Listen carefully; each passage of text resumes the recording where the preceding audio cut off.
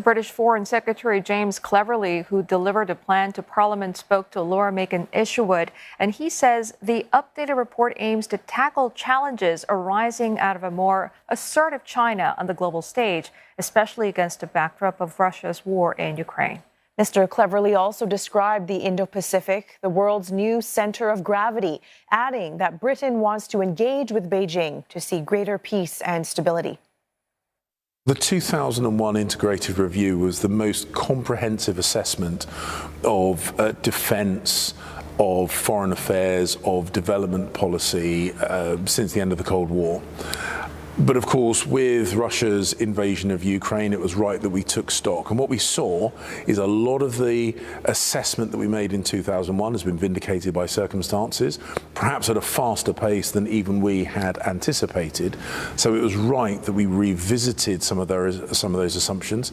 Many of them have proven to be absolutely robust. But of course, we now are looking at how we replenish our defence stocks, how we work with our partners to deal with Russia's invasion of Ukraine and a more assertive China on the world stage, and actually how we deliver on that refocus of UK foreign policy to focus more on the Indo-Pacific in addition to the Euro-Atlantic area.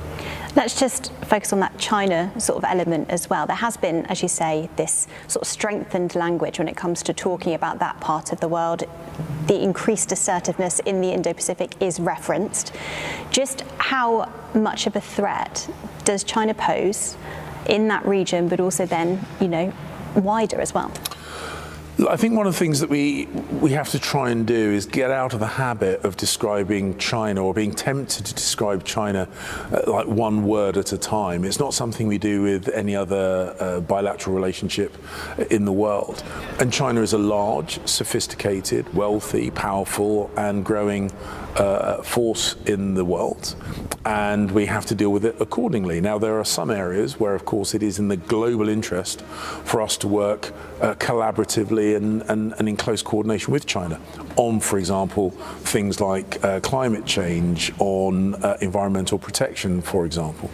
There are other areas where we are very much in disagreement with China about its treatment of, for example, some of my British parliamentarians who are sanctioned by the Chinese government, their treatment of the Uyghur Muslims, their failure to abide by the agreements freely entered into when it comes to Hong Kong. And on those areas, we will have a forthright, confrontational conversation with China if needs be. And there are other things where we will need to calibrate our response. So our work with regard to China will need to be sophisticated, it will need to be calibrated.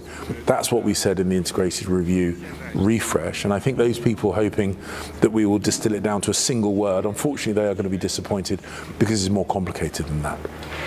There's also the AUKUS Pact. The next stage of that has obviously been pushed forward this week. Rishi Sunak heading to San Diego, meeting with Joe Biden and Anthony Albanese as well.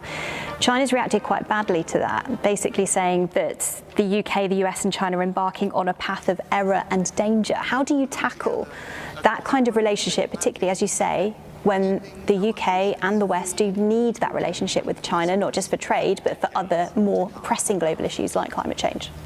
Well, Australia has absolutely the right to self-defense, and it wants to have nuclear-powered, conventionally armed, but nuclear-powered submarine technology. This will mean jobs for the Australian economy and a strengthened Australian Navy. And we're working with the United States of America and Australia in helping them to deliver that.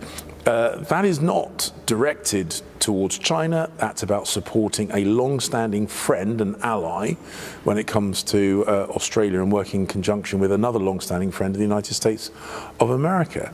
So the point that I would make to China is that I have made it clear that we do want to engage, we do want to discuss, we want to see greater security, peace and stability in the Indo-Pacific region, but of course we will continue to work with a Five Eyes intelligence sharing partner and a close long-standing ally in Australia. There's the $6 billion that's been committed to the armed forces by Prime Minister Rishi Sunak recently. Is that going to be enough to, as you say, sort of backfill the weapons that have been sent over to Ukraine? We obviously don't know what's going to happen in that region. It's quite unpredictable, isn't it? Do you think that that's all that's coming, or will there be the need for a yearly review on the funding that the MOD has in order to ensure global security?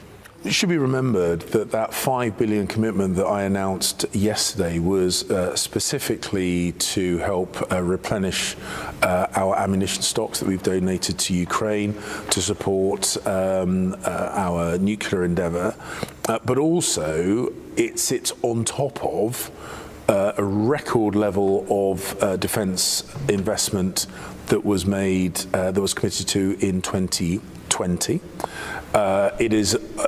It takes us to nearly 2.25% of GDP as our defence spending, which is a stepping stone towards the 2.5%, which is our ongoing baseline commitment to defence spending, and shows that the UK remains absolutely committed to being a strong, engaged and meaningful member of NATO and support the Euro-Atlantic defence architecture, in addition to our enhanced focus on the Indo-Pacific region.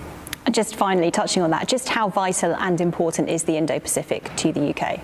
Well, I made a speech in December of last year where I basically was saying that the centre of gravity in terms of diplomatic and economic power in the world was moving east, and it was moving south. Now, that's nothing to be scared of. That's not a negative. It's just an assessment of the growing economic and diplomatic importance of that region. So obviously it is in the UK's interest to have an increased focus on that part of the world. We have many pre-existing relationships through the Commonwealth, through other multilateral institutions, and we look forward to utilising those relationships to secure and enhance British interests, the interests of our partners, and as I say, the peace and security and the economic growth in that part of the world.